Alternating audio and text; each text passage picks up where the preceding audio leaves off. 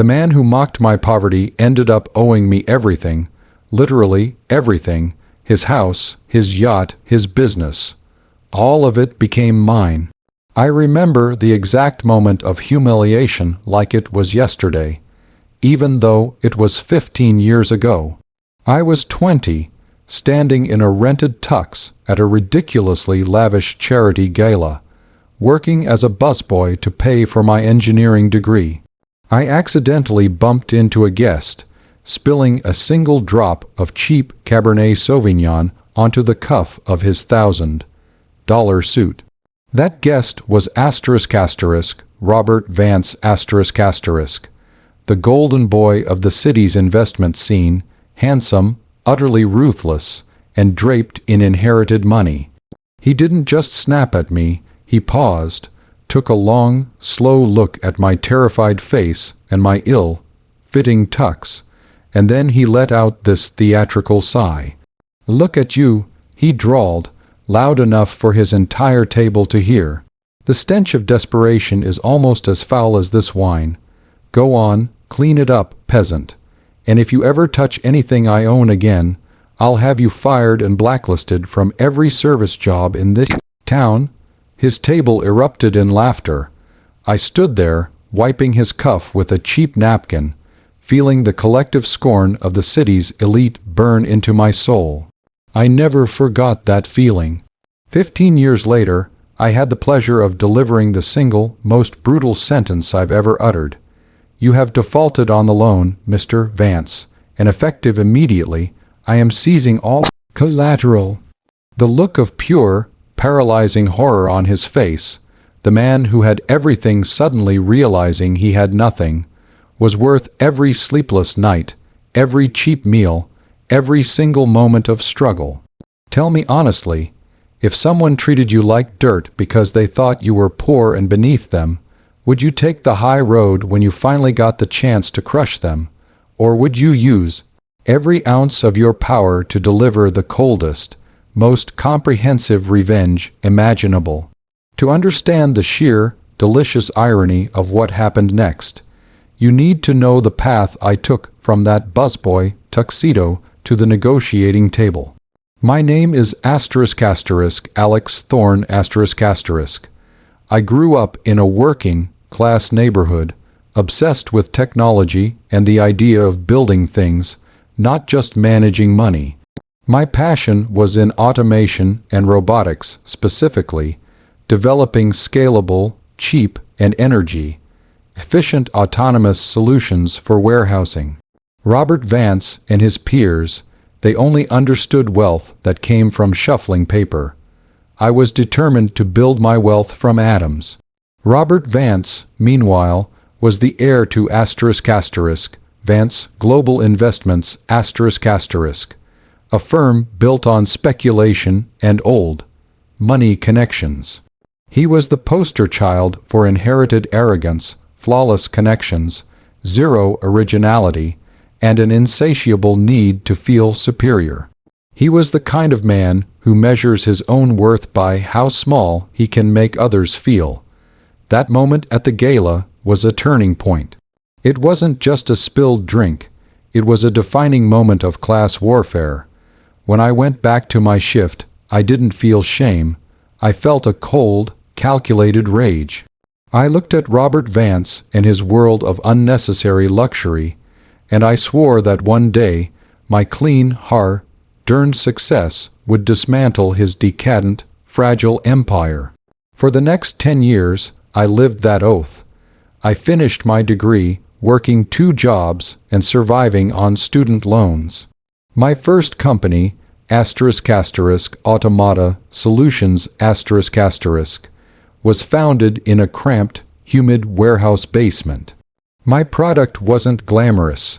Small, nimble robotic arms and drone systems designed to optimize logistics in medium-sized facilities.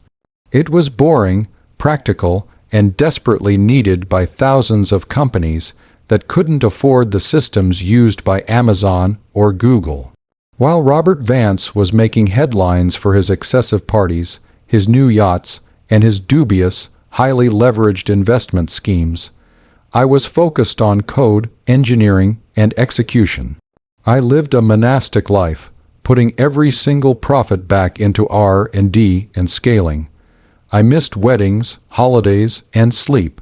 I didn't care. The only thing that mattered was seeing the growth curve climb. The breakthrough came 5 years after founding Automata. We landed a massive contract with a major national grocery chain to automate their cold storage facilities. The technology worked flawlessly, saving them hundreds of millions. The revenue exploded. I was no longer struggling, I was flourishing. The company grew internationally, expanding into automated agricultural systems and infrastructure logistics. By year 12, Automata Solutions had gone public with a valuation north of $5 billion. I, Alex Thorne, the former buzzboy, had officially passed the billionaire threshold. My life was now unrecognizable. I had a beautiful home, incredible security, and a global team of brilliant engineers. But I was still haunted by the memory of Robert Vance's scornful laugh. The revenge plan, once a desperate fantasy, was now an executable reality. I had been passively watching Vance Global Investments for years. Robert, convinced of his own genius, had become increasingly reckless. He wasn't building anything, he was gambling on high-risk, high-reward ventures, constantly leveraging his family's assets against short-term gains. He was overextended and desperate to keep up appearances. My opportunity came not through a hostile takeover, but through his own greed. Robert was attempting to fund a massive, speculative real estate development, a luxury tower that the market clearly didn't need. He needed quick, massive capital. He went to dozens of banks, but his firm's volatility scared them off. Finally, he turned to private lending. This is where I stepped in. Through one of my private equity firms, shielded behind layers of holding companies and legal trusts, I offered him the loan he desperately needed, a $250 million short-term, high-interest loan. The terms, dictated by my lawyers, were brutal and airtight. Crucially, the collateral included everything.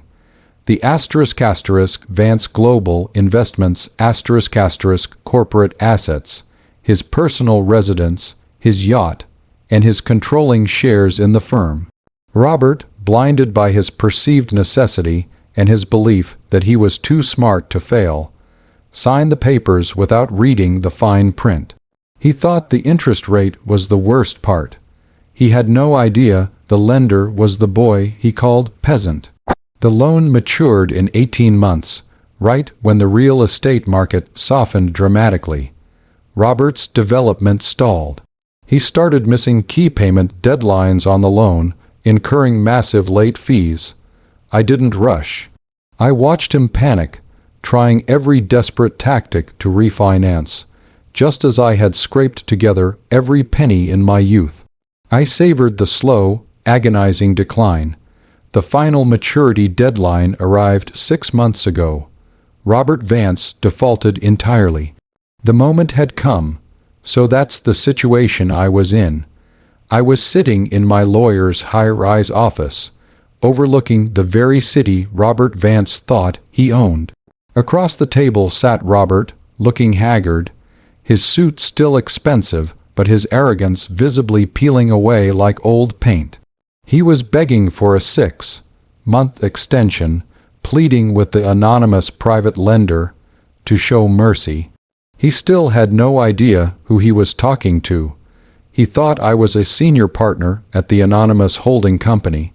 I had the power to show mercy, accept the interest, and just be incredibly rich and successful, moving on with my life. Or I could execute the contract as written, seize every single asset he owned, and deliver the final, devastating sentence of my 15-year revenge story. Before I tell you how I unveiled my identity and what I did next, I want you to pause and comment below what you would have done in my shoes. Would you have let him off with a warning, satisfied with your success? Or would you have pulled the trigger, ensuring he lost everything for the sheer satisfaction of justice? Seriously, let me know what choice you would have made right there, mercy or total annihilation. I chose annihilation. Not out of simple spite, but out of a need to prove that character, not class, determines worth. Robert needed to be completely stripped bare to understand that the wealth he inherited could be taken away by the boy he humiliated. Robert finished his desperate plea, his voice cracking. Please, just 6 months. We can finalize the sale of the yacht. We can clear the interest. We can still save the firm. He looked at me, a nameless face in a tailored suit, begging for the kindness he had never shown anyone. I waited until the silence stretched so thin it snapped. Then I leaned forward, resting my hands on the pristine marble table. "Mr. Vance," I said, my voice low and steady, "I believe you've addressed me as Mr. Harrison for the last 10 minutes. That is not my name." His brow furrowed in confusion. I apologize. Who are you?" I reached into my inner jacket pocket and pulled out my corporate identity card for **Automata Solutions **. I didn't slide it. I placed it directly on the table between us. I watched his eyes track the logo, then the name, **Alex Thorne, CEO. Robert's reaction was slow, seismic. First, recognition. He must have seen my face in Forbes or the financial news. Then, dawning horror. And finally, the memory, the gala, the spilled wine, the peasant.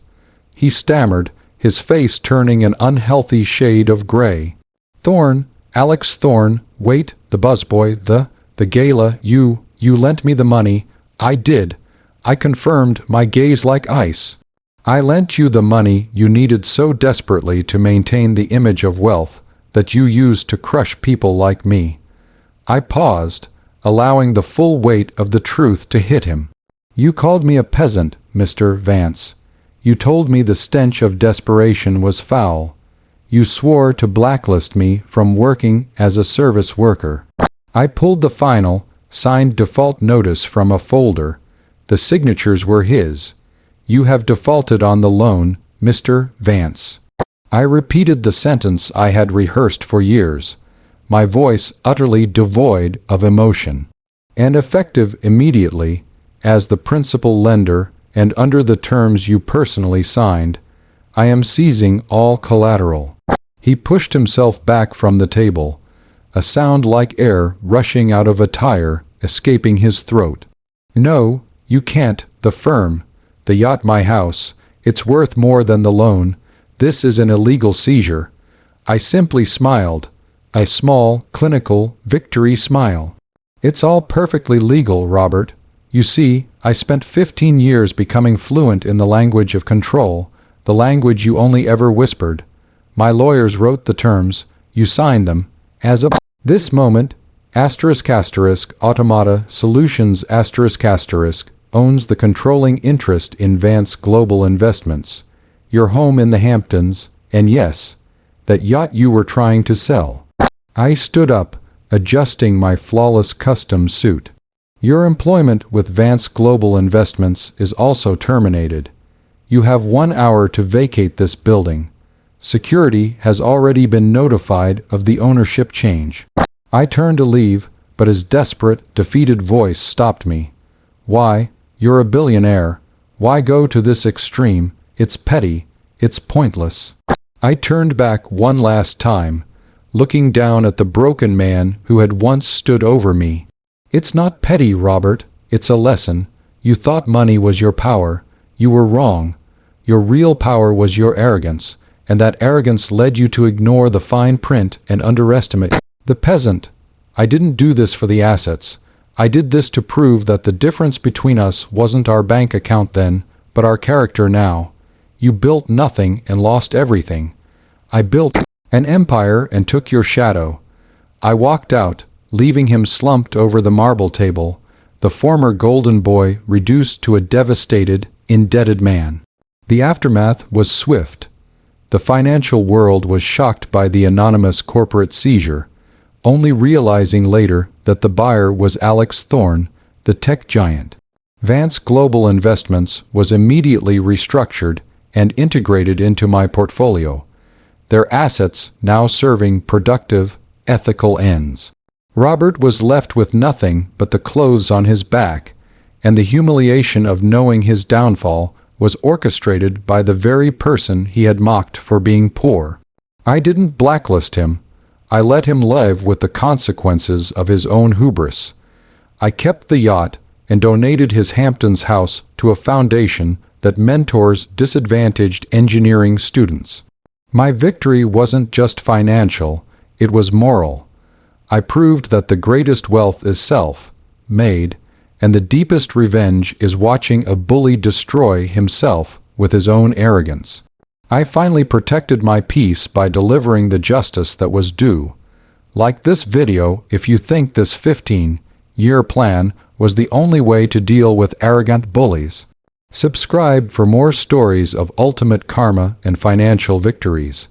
And tell me in the comments, what asset of Robert's would you have seized first? I'll see you all in the next story.